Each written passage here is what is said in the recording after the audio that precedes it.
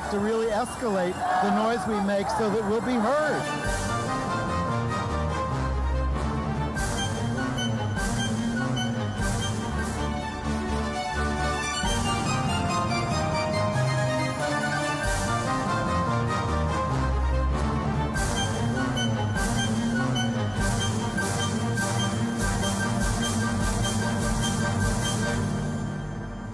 Welcome to Gay USA. I'm Andy Hum. I'm Ann Northrup. And this is a special edition of Gay USA, diverting from our usual format. For the summertime. We're going to take a break here, and we are going to talk with two fantastic guests about the future of the LGBT movement, where we are, where we're going, and we are so proud to have with us today. Where do we start? Carl Siciliano from the Ali Forney Center, which houses homeless LGBT youth, and Jillian Weiss, who is a professor of law and society at Ramapo College, and you are also a blogger at Bilerico.com. Bilerico, Bilerico.com, for those of you listening to our podcast. Close enough. Welcome. Thank you. Thanks for having us. Carl, you are a White House champion of change. I know, I can barely stand myself. While we're taping this, you're just about to go down to the White House, but when people see this, you will have done it. Mm-hmm. In a suit. Yes, in a suit. But no, we shouldn't be laughing. You run one of the most fantastic services in New York City for homeless LGBT youth. You've been doing it for 15, well, you've been probably doing it longer than that, but Ali Forney is 15 years around now? This December will be the 15th anniversary of Ali's death on the streets of New York City. I've been working with homeless youth since 1994 in New York City. And you're going to the White House with about a dozen other leaders of homeless youth agencies and shelters and services around the country. As I looked at that list, I thought to myself, well, we know that stereotypically 40% of homeless youth are LGBT identified. So I'm suspecting that's going to be quite a conversation at the White House. Am I right about that? Something that I'm very pleased with the Obama administration about is, for the first time, we have a presidential administration that has recognized that LGBT youth make up an enormously disproportionate number of the homeless youth in our country. That this phenomena of kids being thrown out by their families for being LGBT is an epidemic in our society. And in the 10-year plan to end homelessness that the Obama administration released 2 years ago, they actually named homeless LGBT youth as a priority population that had been ignored for too long. So there's a real recognition there, and frankly, the fact that they're honoring me, I see that less being about me, and more the importance of it more being about the fact that Obama is recognizing this terrible wrong that's happening in our community. Would you describe the current population in your facility? In terms of? Race, age, gender identification. Sure. Give us a picture of the kids you're serving. In terms of race, it's about 40% black kids. I would say African American, but many of them are actually from other countries. About 30% Latino, and 20% white and other. Okay. Age, we work with people between the ages of 16 and 24. Something that's significant about our population is how many of them are not from New York. At this point, only about half of the young people that we work with are from the greater New York City area. About 40% of the young people are from other states, predominantly red states, mostly like the southern states. And 10, even more than 10%, so I probably got my percents a little wrong here, but even more than 10% are kids from other countries. As rough as it can be to be an LGBT youth in the United States, if you're an LGBT youth in Jamaica or in the Middle East or in a number of places, it's really deadly. And so we have kids fleeing from their countries and coming to us. So we trip easily over the term LGBT. How does it actually break down in terms of transgender kids, lesbians, gay, bisexual? It really varies. Sometimes it seems like the kids will bring their friends. So sometimes we'll have like a whole crew of one kind of folk, and other times we'll have a whole different crew. But I would say that on average, it's about 50% gay males and about 25% lesbians and 25% trans youth, both male-identified and female-identified. And you describe a population 16 to 24. And what is their situation? Are they come to the city looking to start a life here, but are they likely to find jobs? Are they're being housed with you? What's going on with them? Everybody has their own story, but overwhelmingly, it's not so much that they've set out to New York to find their own lives. It's more like, they've been brutally thrown out of their homes by parents who can't accept them, often in very violent situations. We've had kids flee situations where they thought they were going to be murdered. There are so few shelters in the country for youth that are accepting and affirming of LGBT youth. The majority of youth shelters in this country are run by religious organizations.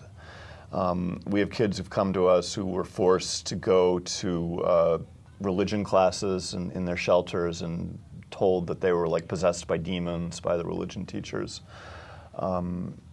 So we have kids coming to us in very desperate situations.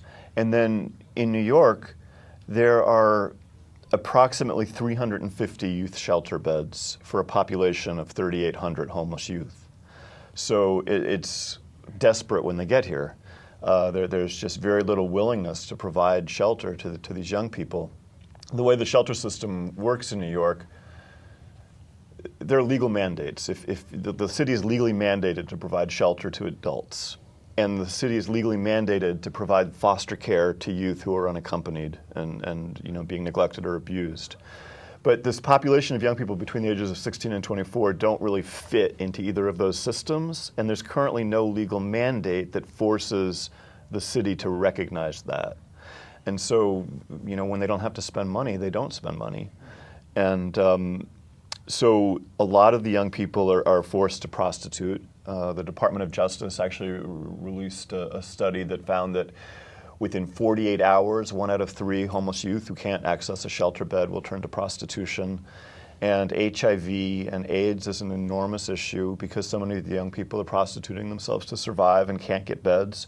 They're doing survival sex to get a bed to sleep at night. And we find that of the young people that we work with that are stranded out on the streets, 20% of them seroconvert while they're on the streets.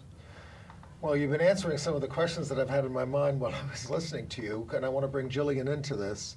One of the reasons we did this panel is because you were on a panel at the center, and movement leaders were saying things like, well, in New York at least, where we've accomplished marriage and we've accomplished so much in terms of our agenda, other than a state transgender rights bill, transgender rights, homeless youth are the 2 big things that we need to be focusing on now, at least in New York and around the country. So my question was sort of like, are things getting any better? You're giving me a lot of terrible statistics. Jillian, what do you think? With all the education, with all the news about these things, are things getting any better around transgender issues?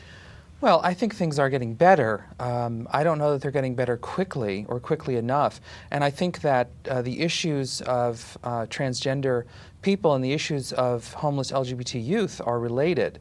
I worked with some of the youth at the Ali Forney Center for a while and was happy to be able to provide some help to some of the youth that I saw. And what I saw was that a number of the youth that I met were trans youth, and they really couldn't get a job. It's very difficult to have a be gender nonconforming in any way and try to go in someplace, let alone the fact that you're young, maybe you don't have a lot of education, maybe you don't have a stable place to stay, and to walk in and to try to get a job, you're dismissed. And so the issues of unemployment among transgender people is also related to the issues that these youth are facing, because survival sex is something that a lot of transgender youth and maybe not so young people have to resort to, because I had the experience of walking into a place with, I have a overeducated, I have a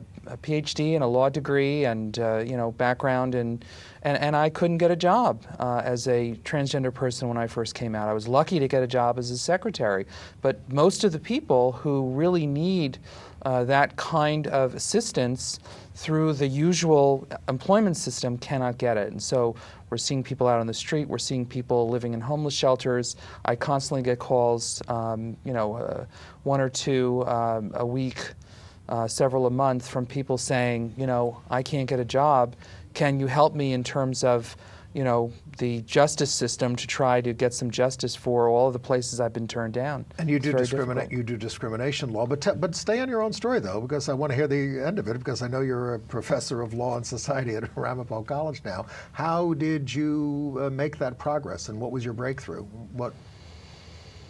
Well, when I transitioned, I was a bit older. I was raised very religious and really felt that I was sick and hoped that it would go away. But of course, your gender identity doesn't just go away, just like your usual identity doesn't go away, or your sexual orientation or anything. And so I wasn't really older. I didn't really realize until I was older that this was something that I needed to address. So, I was 35 years old. I had, at that time, a law degree. I'd practiced law in large law firms and some smaller ones, as well as having my own practice for a while. And just would go into places and there was no interest in hiring me. I mean, remember at that time, having just recently come out and beginning to address my gender identity, I didn't necessarily look, I looked ambiguous or androgynous. You could tell that here was someone who was born male and was transitioning. And so I couldn't get a job. But I was fortunate to be at a time, looking for a job at a time when there was a tremendous boom and law firms were dying for secretaries. And I could type 80 words a minute and I could spell affidavit. And so they didn't really care if I had three heads. Could you please go over that for me? I always need spell he needs check. help. Yes, well, be happy to help. But so I was happy to get a job as a secretary. And at a certain point, when things came together for me, I decided to go on and get some further education, and now I'm teaching. But it was very, very difficult, and I was concerned about being homeless and being out on the street, and it was a real possibility. And I talk to people all the time who are going through that. Carl, you describe a situation with these young people that sounds very much like what we've heard for 20, 30, whatever number of years. And Jillian, you describe your own progress. I wonder, as we sit on this TV show week after week describing all the advances and people coming out and celebrities and Chaz Bono on Dancing with the Stars and new role models for kids and everything, does any of that make a difference? Do you think people pay any attention? Does it change attitudes? Does it help any of the kids? What about all these celebrity comings out? At this point, I think that the closet is shameful. So I think that it makes an enormous difference for the integrity of the individual who comes out.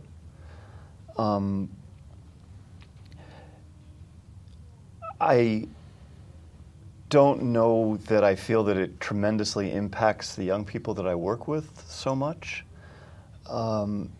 I was interested when Frank Ocean came out, because there's very little, there's not been a lot of role models in the world of hip hop, and so that. Well, I think it's big with him. Yeah. So I think that means something to our young people. One of the things that I worry about with the young people is that they need to be able to envision a future for themselves, and because they're largely Black and Latino youth, they tend to see this image of successful gay white people, but they don't see as much of that within their own community. And so I think that when somebody like Frank Ocean comes out, who's somebody they can directly relate to, I do think that there's a significance there. I don't know that Anderson Cooper coming out would mean a tremendous amount to them, because I think that they would look at him as like somebody from another planet. Exactly, as he is. And Jillian, Well, I do want to differ with one thing you said, which is about the closet being shameful. I think that where transgender people are is probably 40 years behind where the gay and lesbian community is.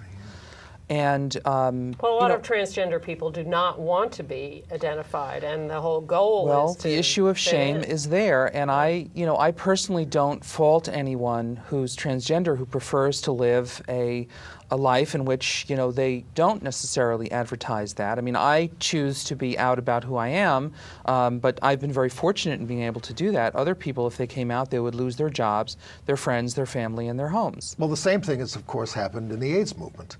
Because in the old days, you got this disease and it was pretty visible on you, and you died very shortly afterwards. And now, people who get HIV or who have it, if they haven't told anybody already, they're not telling anybody. Why would they? I mean, they want to get work. I mean, they don't come in and just announce, by the way, I'm a person with AIDS, any more than they would say I have high blood pressure or something like that. So it's changed the whole way the movement works. There's no longer. And that's fascinating, because I understand exactly what you're saying when you say the closet is somewhat shameful, because I think in the gay community, in the lesbian community, it has become culturally somewhat less than acceptable to be someone who's totally in the closet. I think people are looked at with a little bit of skepticism. And culturally, people have come out, and so we've fulfilled Harvey Milk's prophecy that when we all come out, then that will tomorrow that will end a lot of the discrimination and the problems. And I think that's part of what's changing, and why we're seeing gay and lesbians accepted in the culture, whereas it's a lot slower with transgender people and perhaps people with HIV, because that closet still does exist. And frankly, I would love it if all transgender people would come out tomorrow and just say, here I am, and so on, and damn the consequences, and it would make a huge difference for the movement. They themselves might be in a lot of trouble, so I couldn't in good conscience advise someone that, yes, you must do this, but it would certainly make a huge difference, and I think that's part of what we've seen with the gay and lesbian movement. You talked about transgender rights being 40 years behind, but like in New York, we passed a gay rights bill in '86 and a transgender rights bill in 2002. Right. Signed by Mayor Bloomberg, who we often criticize here, but he signed that as one of his first acts when they did that. So it is, and we still don't have that. We still don't have it at the state level in New York, and of course, even our Employment Non-Discrimination Act at the federal level has not passed, and yet. There has been this new understanding in the community, don't you think, that we're going to keep these, certainly at the state level, that we're going to keep these issues joined. Laws aren't enough. Laws aren't enough. You can't judge this by laws. The fact is the culture has changed with regard to gay and lesbian people. Now, not everywhere, and perhaps in Indiana and Missouri, and certain kinds of places, and even in California in certain areas, you still have a lot of prejudice, and in New York and so on. But I think that as a whole, that we've seen a big cultural shift. Not so with regard to transgender people. And I would argue not so with regard to HIV and AIDS. I mean, look at the level of funding and what's happening with that. Frankly, they're not really funding it in the way that it needs to be funded. A lot of that has fallen by the wayside. So we were joking a little before we started taping, but I want to ask you seriously, do you think we were talking on our last show about the question being raised of where is our Martin Luther King, where is our big leader, where is our singular person who will personify any of these movements? Barack Obama, the first gay president. Exactly. Do you, in your various fields of work on all of this, think that we would be helped by having a bigger leader who would focus more attention and personify these issues more? I think that's a complicated question, because we are a very complicated community, and we are a very diverse community. And I think that it would be difficult for one person to embody our whole community. I think that Julian was right to correct me about my statement about it's shameful to be in the closet, because when I think about the young people that I work with, what I'm so struck by is how different their experience is from the sort of mainstream image of what it is to be LGBT in our country right now.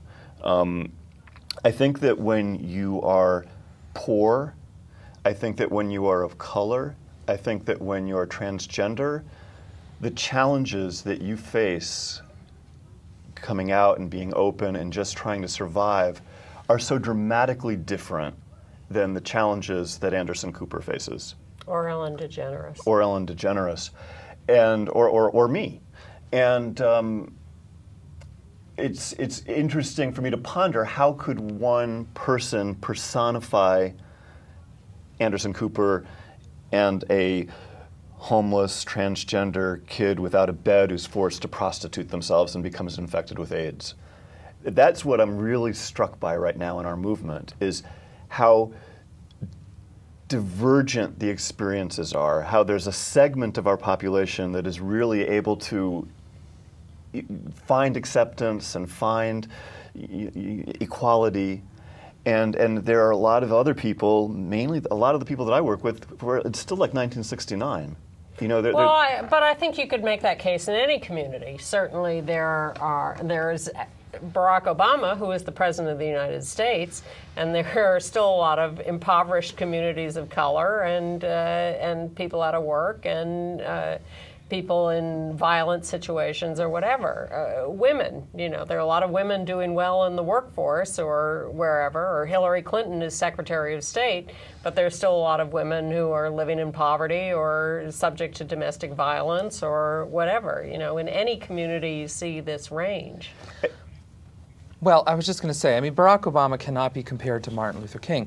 Martin Luther King was a particular historical complex, and today he's a saint to us. You know what I'm saying? To impugn the character of Martin Luther King is unthinkable. But at the time, not to everybody. At the time, he was not universally admired, even by people within the African American community, and certainly not by J. Edgar Hoover. Exactly. Right. Well, what I'm saying is that when we look at Martin Luther King, we have to look at the historical Martin Luther King and not the Martin Luther King today that we see in the grade school textbooks. Leading the has he the gotten children. into the textbooks? He's in there somewhere. And the point is that we have a view of him today as this saint, and he certainly He was had in many. my textbook. Yeah? Yeah, when I was a kid, I had like a book about Martin Luther King. Wow. But the point is that he had his detractors at the time, even within the black community, and a lot of people said, he's standing up and he's going to cause trouble, and this is not the way to do it, and so on and so forth. But what he was able to do was to bring together a diverse constituency or diverse constituencies within the black and the African American communities, because it's not monolithic there either. And so he was, followed by the media because of his ability to bring people together. I don't know that we have anybody who can bring all these communities together, as Carl was just saying. Who could really bring together all of these really diverse constituencies? Well, the question is whether we can work together. We used to. We were an oppressed community, and we put up with each other in the community because we needed each other. And there was really only a couple of groups in the city, and you had to deal with each other. And then everybody sort of spun off and had their own groups, and there were splits and all this other kind of stuff. And there's hardly any place where the whole community comes together. However, there was this nice moment at the March Against Stop and Frisk in New York as a tactic, where a lot of LGBT groups showed up and showed support for this issue, not just as an issue for people of color, but also for transgender people who often get stopped and frisked, et cetera. And there was this, once again, this, I want to call it almost like this 60s sense of like showing support for other communities. They show support for us. NAACP endorsed same-sex marriage. We were there for them and for ourselves. Do you think things are changing in that respect? I hope so. I think that the Stop and Frisk march and the way in which communities of color and LGBT communities came together was one of the most encouraging and hopeful things I've seen in a long time. I think it totally makes sense because the LGBT community is a community of every color. So, even to like describe Right. ourselves as separate communities Exactly. doesn't really make a whole lot of sense. But, I think that we're in a moment where we're being challenged as a community to rise up to a new level because we have been very focused on equality issues for like the last 10 or 15 years, rights, like passing laws, marriage equality and ending don't ask, don't tell. And I think that we've lost a focus on resources. I think we've lost the focus on, back in the days where AIDS activism was very much about gaining access to resources. Absolutely. For drug treatment, for research, for housing, for medications. When we are only talking about rights and not talking about resources, I think that the poorer members of our community get left behind. And that's what I deal with every day at the Ali Forney Center. I just deal with how dramatically the poorest members of our community have been left behind.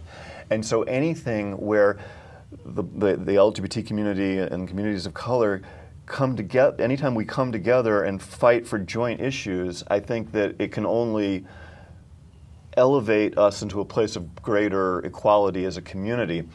There's been so much criticism historically in the last 5 years or so within the LGBT community about like communities of color not being supportive of marriage equality, which I think tragic to hear those conversations. Yeah, although I think they're oversimplified because certainly I think Yes. that if you look at That's the elected actually my officials point. in New York, Yeah. we Look, the Black and Puerto Rican caucus in the state legislature refused to pass an anti-discrimination bill until Hate crimes. Until sexual orientation was. And the Congressional Black Caucus is one of the most, Alan West notwithstanding, one of the most, I don't even know if he's in the caucus. That was going to be my question. But most supportive of LGBT rights of any community. Right, so it's been a very oversimplified discussion. But I don't think that there's been enough on the flip side of that discussion. To what extent have the LGBT groups been supporting Yeah. that? Absolutely. And if we're not fighting for like fair wages, if we're not fighting for resources for the poor, for the homeless, for the most disenfranchised. For getting rid of these restrictions on voting, which are taking place right now across the country, all those things. Which are all things Economic that- justice. Destruction of unions. Which are all things that disproportionately impact people of color in our society. Yeah. So I think that it's got to be both ways. Like, it's great that the NAACP is standing up for our issues now, but are we going to stand up for their issues? I really think that that's a central challenge. And that question comes up very poignantly in terms of the transgender community, because there is this question about whether gay people care about transgender people, and are we really, we again throw around LGBT, but are we really working together? Well, I think we are working together a great deal, certainly more than we used to be. But I do have to reiterate that I agree that it's absolutely crucial that as a movement we work with other movements. And I know that Get Equal, which I've worked with, has really made great efforts to reach out to immigrant communities and to unions to work together on issues. So it's not just we want gay rights or we want LGBT rights and you have to support us, but we do nothing for you. So there's been, and certainly other groups have tried to do that as well. And I think we're now seeing that with some of the larger LGBT organizations, who I think to some extent really have to look to the future and say what's beyond marriage, because their relevance is coming to an end if it's all marriage all the time. And they never even wanted to do marriage in the beginning. Well, that's because true. They thought it was a loser. That's true. And as a matter of fact, there was a book that recently came out called Victory by Linda Hirschman, which was reviewed in the New York Times in very laudatory tones. And I thought it was a wonderful read as well, although I had some quibbles with some of her points. And one of her points was, and I imagine that she got this from her interviews with gay leaders, because that's where a lot of her information came from, that one of the reasons that the gay movement has been so successful is we've ignored everybody else's issues and we've concentrated just on gay issues. Well, that's disgraceful. And I first of all, I'm not sure it's true. No. But second of all, I think that it, to the extent that anybody out there thinks that that is why or that is successful, I think that you need to think again. In the early days of the movement, well, before the movement, of course, there were lots of gay people who were parts of the civil rights movement. Bayard Sure. Rustin, not just Bayard Rustin, but white gays also who, well, we couldn't do our own issue, so we'll do yours. And even in the early days of the movement, when we had lots of issues that we wanted to work on, we weren't getting very far. So we did spend a lot of our time with other communities in the But women's they movement. they in the also fight didn't want to for be ERA. associated with us. Well, Oh yeah, a lot of people had to be closeted to Lavender work on those Menace. Yes. Betty and Friedan. now and so on. Yes, Exactly. yes. I worked for her for 3 days and had to quit in disgust because I just couldn't stand being around her. But now we're hearing about, well, let's get in bed with the conservatives because, they love the marriage issue, and so we should be working with them. And it's scary to me that we're so ready to climb on And board that our with the right wing. organizations are willing to take money from a guy like Paul Singer, who is electing right-wing legislatures he's for marriage, because he has a gay son and he's for marriage, for same-sex marriage. But Paul Singer is buying up with the Koch brothers all these legislatures which are destroying this country, making it only for the rich and all those kinds of things. And I am disturbed by our movements, including the National Gay and Lesbian Task Force, a liberal group, and Freedom to Marry, which is more conservative, saying, shouldn't we get some of their money? No, I don't think we should have anything to do with them if we're ever going to have justice in this country. The argument being that our rights, marriage, whatever, should be bipartisan and for everybody, and therefore we should be working with everyone to bring them into the fold. Well, I would turn the question around. I mean, I don't think that the conservative movement in general really is interested in our issues or in marriage or anything. There happen to be a few conservative people who are saying, well, let's try to use some of this to drain away some of the gay support that's been so important for liberals and Democrats. And so, I, as a liberal, don't support their efforts, but I think it's interesting that they're trying to court us now as a constituency which is considered politically important. Well, That's there how I have see always it. been conservative gay people. A quarter of the gay vote has gone to Republicans historically, and Giuliani got a third of the gay vote running for mayor in New York. So what do you think is going to happen this time? I mean, if the Republican Party, really has gone over a cliff in terms of, being beholden to the far right wing Tea Party kind of stuff. Do you think that will have an impact and maybe chip away at that 25 to 30% No. of you don't? I do not. Not even this year. No, because I think that the conservative gays will continue to rationalize their support for the right-wing Republicans. Well, I put my case to you. Do you agree with that or not?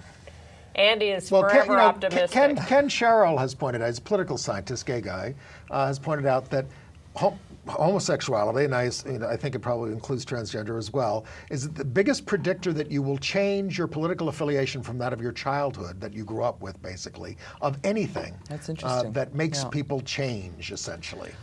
But I don't think there's a liberal gene that, says that if you're gay or you're transgender, that you have to be liberal. I mean, I disagree with people who are conservative, whether they're gay or not. And I think that we should all embrace the liberal ideology, but I recognize that that's not necessarily going to occur.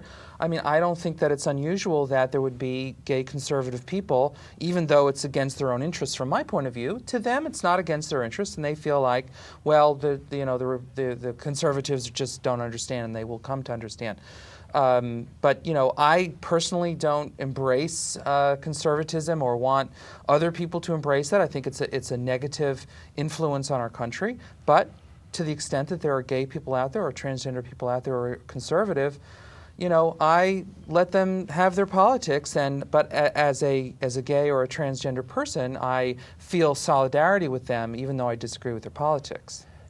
I think that we're on a little bit of a collision course in our movement between the more progressive elements, the more kind of grassroots, transformative or liberation kind of folks, and where the money is in the movement. And I really have to confront it all the time because I have to raise boatloads of money to house kids. And it's expensive to house kids, especially in a decent way in a city like New York. So I have to raise millions of dollars. And it's been fascinating for me to see in the 10 years that we've been doing the Ali Forney Center, the emergence of openly gay corporate affinity groups, and how those groups are able to leverage a lot of corporate dollars into supporting LGBT issues. And I'm not necessarily complaining, because for me to successfully protect the kids I need to protect, I need to get any kind of dollars that I can get. Now fortunately, I don't think that when those folks give money to homeless gay kids that they're so much trying to control our agenda or something. I mean, our agenda is pretty simple: housing kids. But I think that there are a lot of agendas that have to happen, in the movement that are very progressive, that are very radical, and I really do believe that it's going to be really interesting over the next decade to see how, gay corporate money influences or doesn't influence, or to what extent it comes into combat with the more progressive struggles. Are they running trainee programs for you for some of your kids? Some of these corporations? We have corporate folks who are interested in providing intern opportunities and job entry opportunities for our kids. See, now I thought this clash has already occurred. I mean, Yeah. the fact Yes. that corporate money is Yeah. involved in the gay community is not new news. Money took over about 20 years ago. I mean, if groups had money, they could have an office and a phone and all those other kinds of things that none of us at the grassroots really could. Well, we had phones in our homes, but I mean, we didn't have the staff and all that other kind of stuff. But before that, the grassroots controlled the movement, dictated everything. Right, And, and it's not that way anymore. If you look at No. Get Equals fundraising and what they have, the challenges they have faced, I'm part of the organization, the challenges we have faced is that people don't want to give money to Get Equal, at least not openly, because they're saying, we don't want to be associated with such a radical group. We want to be, mainstream. We want to be not the angry gay people. And the fact is that we still need people to be there with the signs and the pickets and go in there and be handcuffed to the fences and so on. But we want to think that we don't need that. Well, yes, and that is the continuing shame and the continuing relation of the people to the power structure.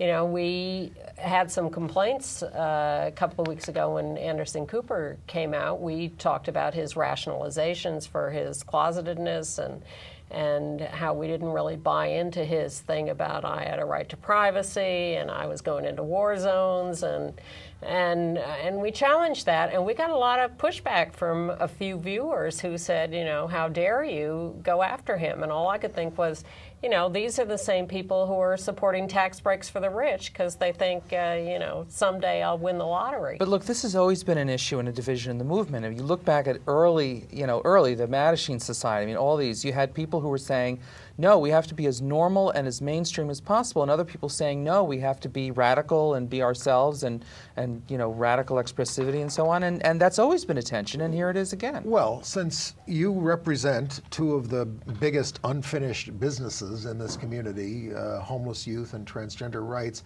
how do you see that progressing? What's going to make that progress the most? Because you are perceived as the not mainstream, the more of the outliers in the population. Who's not mainstream? Look what I'm wearing. Okay, what are you? Pache, I take it back. Well, the fact is that one of the reasons that transgender rights and transgender issues are gaining traction is because of the gay and I'll say it this way, the gay mainstream groups that have adopted it as an issue, as they should, I think. And, not as fast as we'd like and not in the ways we'd like and not always with, full-throated enthusiasm. But the truth is that that is one of the reasons that the transgender community, which is very small compared to the gay and lesbian bisexual community, and certainly in terms of the money, nowhere near it. That's one of the reasons why we've gained as much as we have, even though it's not enough. Unless you understand, as I think people are starting to, that the ways that, for instance, a gay man gets oppressed is because he's perceived as like a woman. You know, it's over gender issues, and that we are all essentially on this spectrum, on the transgender spectrum, and you know, we're all part of that, all of us. Well, I think that there's a certain truth to that. And when we get the American people to understand that, Well, I hope. life will be better. Well, I hope so. Well, Frank Ocean is actually challenging those norms. Let me take a little turn here, although I think this is, you know, money has homogenized the movement. You are a law professor, and a lot of the action these days is in the courts, certainly around marriage, around some other issues too, but marriage is the big focus these days. What's your sense of where things are going, and how do you feel about the fact that that's such a focus these days? Well, I mean, just as a background, I think that really where a lot of the progress is going to take place these days is in the courts, because I think that to a certain extent we have exhausted the legislative stage for a lot of reasons. Not that we'll never get legislation in the future, not that we won't ever get, you know, an Employment Non-Discrimination Act. We will, but it's not going to happen in the next couple of years because of a lot of the political miscalculations and because of the way the country is structured. So really the courts is where we're going to have to look for a lot of these things. And I think that you know, organizations like Lambda Legal, which I'm on the board of, is enormously important because they are people who can go in and give those arguments to the judges who have the power to make those decisions. I mean, marriage will be in front of the Supreme Court within the next few years, without question. And you know, our ability to understand those complexities, even in the face of conservative ideology of judges, but nonetheless the fact that they will support certain liberties, even though we would think, well, conservative, you know, they're conservative and so they'll never support marriage equality. Nonetheless, it's within the liberty ideals of the conservative movement. So they may very well, and I ultimately do think that the Supreme Court will support marriage equality, although it's going to take time and progress slowly. First, you know, we'll get the principle that you know, they can't give it and then take it away without substantial justification, like happened in California with Proposition 8. I don't think that the Supreme Court is going to issue a sudden proclamation that every state has to, you know, allow marriage equality, but we will get there eventually. And this is very important also in terms of trans issues, because the Equal Employment Opportunity Commission recently ruled that the sex discrimination statute, Title VII of the Civil Rights Act of 1964, means that if you are discriminated against because of your gender identity, because you are transgender, that is sex discrimination, and that was a landmark ruling. Now, a number of the federal appeals courts have already said that, a number of federal appeals courts have not, and so it still is going to have to go forward to courts and will probably be at the Supreme Court also within the next few years. And I also think that despite its conservative ideology, the Supreme Court will side with a transgender employee who is discriminated against. We'll have to see. And what about you, Carl? I mean, it seems to me over the years that homeless advocates in New York especially have used the courts to get rulings that have helped an awful lot. Is that a strategy that you have in terms of trying to help these kids? It's something that I'm definitely considering. You know, last year was a really challenging year. It was fascinating and painful to see this enormous thrust in New York towards, you know, finally getting over the hump and finally, you know, achieving the wonderful victory of getting marriage equality as a state law. And, you know, it was great to see Governor Cuomo working so hard to make that happen, and Mayor Bloomberg offering the support that he offered. Especially since they've been so resistant in the past. Right. Both of them. It was also great to see the fruition of so many people, you know, who'd worked for years. I mean, in some ways, I don't like the revisionist history where it's like all Governor Cuomo, but No, nor do we. Because it was a ton of And people. there was Danny O'Donnell in the Assembly passing it 5 times. Yeah. It was a ton of people. But nonetheless, I think that the role that he played at the end to Yes. get it over the hump was important. Yes, we agree. And the fact that he had power was important, Right. as opposed to previous governors who also supported it. So what made that painful and challenging for me was that at the same time that was happening, the state legislature and the governor cut funding for homeless youth in half. In half. In half. So New York went from putting out about $7 million for homeless youth statewide to about $3.5 million for homeless youth statewide. Problem solved. It was a huge, huge cut. And in New York, in New York City, where no doubt 80% of the state's homeless youth live, you know, it's a serious, serious problem. You know, I've got all these kids out in the street who are in desperate, you know, who are dying, who are seroconverting, who are attempting suicide at huge rates. And it just felt like such a disconnect. It felt like what was happening was what we were seeing our political leaders responding to what was being articulated as a priority within our community and not responding to our most desperate youth because I really felt like because it wasn't being articulated as a priority in the community.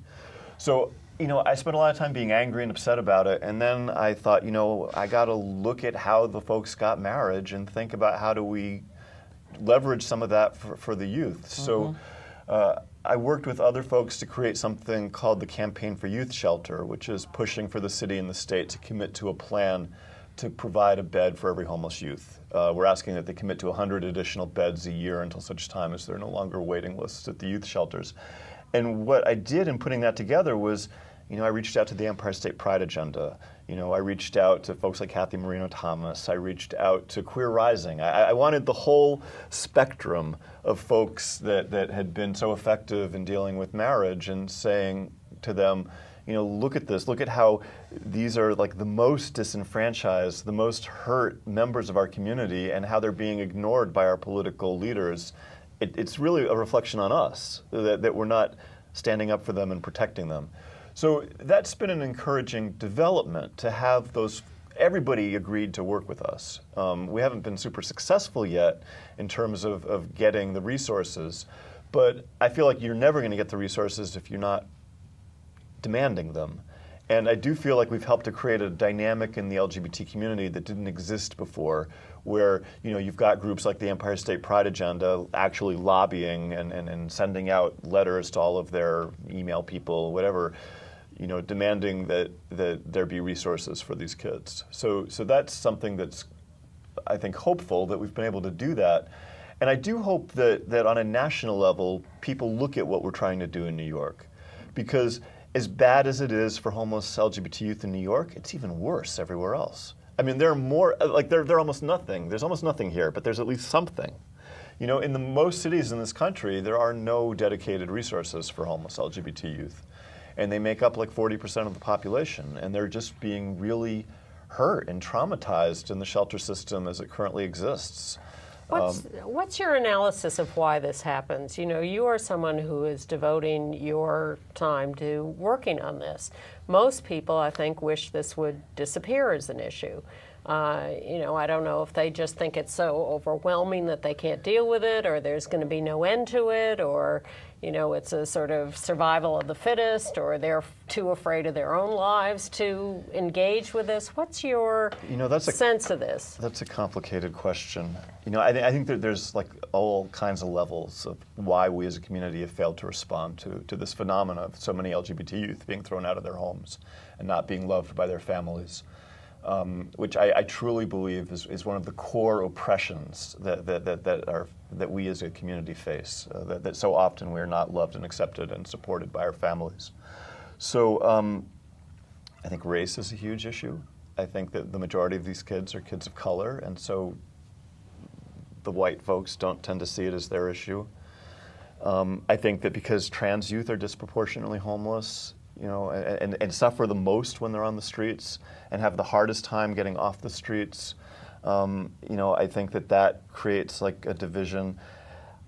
I think that for a lot of gay people who are older, who are like my age and older, they didn't come out when they were teenagers. They came out when they were adults, and their adolescences were very frightening times where you became aware that you know, wanted to have sex with people who were of your own gender, or you became aware that you know, you were transgender, or adolescence is when you tend to become aware of these things. Although actually, I think with trans issues, that's actually younger. But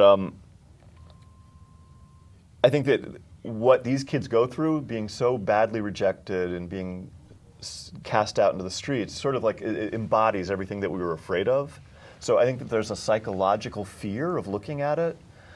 And then I also think that it has to do with the ways in which money drives the agenda in our community.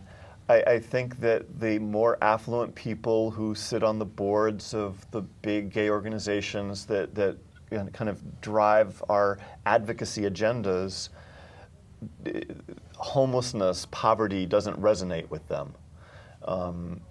And then I think that there's also like this kind of homeless fatigue in our country. Like the homeless crisis has been around since the 80s, and it hasn't gone away.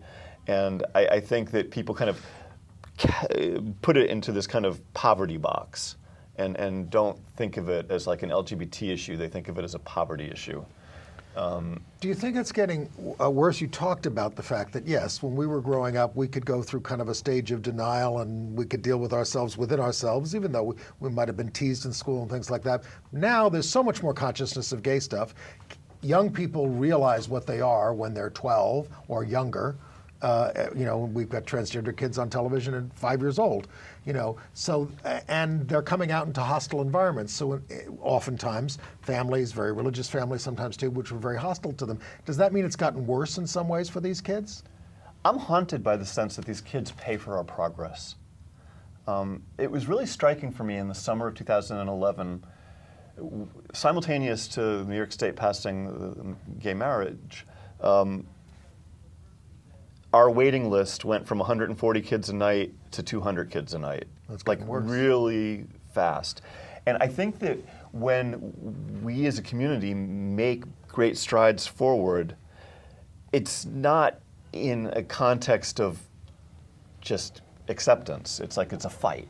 And I think that both sides get ramped up. So, we get ramped up fighting for our rights, and the conservatives and the right wing and the religious folks get ramped up fighting against us. And so I think that it creates a more toxic environment for the young people who are coming out in the unaccepting environments. Mm-hmm. Everybody's like, oh my God, gay marriage has been passed, the world's going to end. And now I have like a faggot sitting at my table, at my dining room table, and it's like Satan in the dining room. So that's something that haunts me, that I feel like a lot of the opposition and the anger and the hostility that's being focused against LGBT people as we make progress gets focused on these vulnerable kids who can't protect themselves.